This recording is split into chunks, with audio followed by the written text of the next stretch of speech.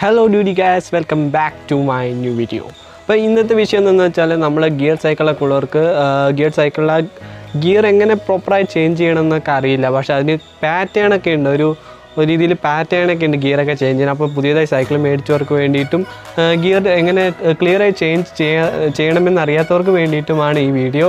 അപ്പോൾ ഇത് ക്ലിയറായി ചേഞ്ച് ചെയ്തില്ലെങ്കിൽ എന്താ പ്രശ്നമെന്ന് വെച്ചാൽ നമ്മുടെ ഗിയർ ഡാമേജ് ആയി പോവും. അതുപോലെ തന്നെ അതിന് പിന്നെ പുതിയത് മേടിക്കണമെങ്കിൽ ഒരു 4000-5000 രൂപയെങ്കിലും ഒരു ഗിയറിന് മാക്സിമം കൊടുക്കേണ്ടി വരും. എന്തായാലും നല്ലൊരു ഗിയർ കമ്പനി ആണെങ്കിൽ, ഷിമാനോ പോലുള്ള നല്ലൊരു കമ്പനി ആണെങ്കിൽ നല്ല വില തന്നെ കൊടുക്കേണ്ടി വരും. അപ്പോൾ നിങ്ങൾ ഈ വീഡിയോ മൊത്തമായിട്ടൊന്ന് കാണുക, ഇല്ലെങ്കിൽ നിങ്ങളുടെ സൈക്കിളിന് തന്നെ വലിയ ഡാമേജ് തന്നെ സംഭവിക്കും. കാരണം ഇങ്ങനെയൊക്കെ ക്ലിയർ ആയിട്ട് അത് ചേഞ്ച് ചെയ്യണം, ഒരു പാറ്റേൺ ആണത് അങ്ങനെ. അപ്പോൾ ഈ വീഡിയോ ആദ്യമായിട്ട് കാണുന്നവരാണെങ്കിൽ ഈ ചാനൽ ഒന്ന് സബ്സ്ക്രൈബ് ചെയ്യുക, ഷെയർ ചെയ്യുക. അതുപോലെ തന്നെ നിങ്ങൾ മാക്സിമം നിങ്ങളെ സപ്പോർട്ട് ചെയ്യാൻ പ്രതീക്ഷിക്കുന്നു. അപ്പോൾ വീഡിയോയിലോട്ട് കിടക്കാം. Hello, this is my cycle. അപ്പോൾ ഇതാണ് എൻ്റെ ഹീറോയുടെ RX2 എന്ന് പറയുന്ന മോഡൽ സൈക്കിള്. അപ്പോൾ ഇത് ഫസ്റ്റ് നോട്ടത്തിൽ തന്നെ നമുക്കൊരു ഗിയർ സൈക്കിളാണെങ്കിൽ പെട്ടെന്ന് മനസ്സിലാവും.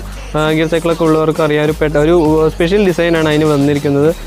പിന്നെ നമ്മൾ ഈ സൈക്കിൾ 2 വർഷമായി നമ്മൾ യൂസ് ചെയ്യാൻ തുടങ്ങിയിട്ട് അത്യാവശ്യം വലിയ കുഴപ്പമില്ലാതെ വണ്ടി മൂവ് ചെയ്യുന്നുണ്ട്, വലിയ കുഴപ്പമൊന്നുമില്ല. അതുപോലെ തന്നെ ടയർ മാറ്റിയിട്ട് തന്നെ 2 വർഷമായി ഞാൻ. അപ്പോൾ മാറ്റാറായി, ടയറൊക്കെ മാറ്റാറായി, കണ്ട പോയി കിടക്കണ്ടേ, ടയറൊക്കെ ഒന്ന് മാറ്റാറായി. ഇപ്പോൾ സർവീസ് കഴിഞ്ഞ് വന്നതേ ഉള്ളൂ വണ്ടി. അതുകൊണ്ട് നമ്മൾ ഗിയറൊക്കെ ഒന്ന് മാറ്റിയിട്ടുണ്ട്, അതുപോലെ തന്നെ ഡിസ്ക് ഒന്ന് മാറ്റിയിട്ടുണ്ട്. ഞാൻ ആദ്യമൊക്കെ ഗിയർ ചേഞ്ച് ചെയ്യുമ്പോൾ അങ്ങനെ ഒരു പാറ്റേൺ ഒന്നും നോക്കാതെ ഞാൻ ചേഞ്ച് ചെയ്യുക. പിന്നെയാണ് എനിക്ക് മനസ്സിലായത് ഒരു പാറ്റേൺ ഉണ്ട്, ഗിയർ ചേഞ്ച് ചെയ്യുമ്പോൾ ഒരു പാറ്റേൺ ഉണ്ട്. അതുപോലെ തന്നെ ഇത് MTB ആണ്, DTB അല്ല MTB മോഡൽ സൈക്കിളാണ്. പിന്നെ സീറ്റൊക്കെ ചെറിയ ഡാമേജ് ഉണ്ടാകുന്ന കാര്യമില്ല. ഇതിങ്ങനെ ഇട്ടില്ലെങ്കിൽ എന്താ പ്രശ്നം എന്ന് വെച്ചാൽ നമ്മൾ ഗിയറൊക്കെ ചേഞ്ച് ചെയ്യുമ്പോൾ അതേ കാണിച്ചുതരാം, കാണിച്ചു.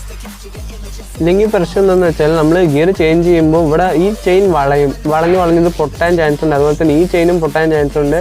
അപ്പോൾ ഈ ചെയിൻ മാറ്റണമെങ്കിലും ഒരുപാട് പൈസ കൊടുക്കേണ്ടി വരും. അപ്പോൾ നമ്മൾ കയറ്റത്തൊക്കെ ഗിയർ മാക്സിമം ചേഞ്ച് ചെയ്യാതിരിക്കുക.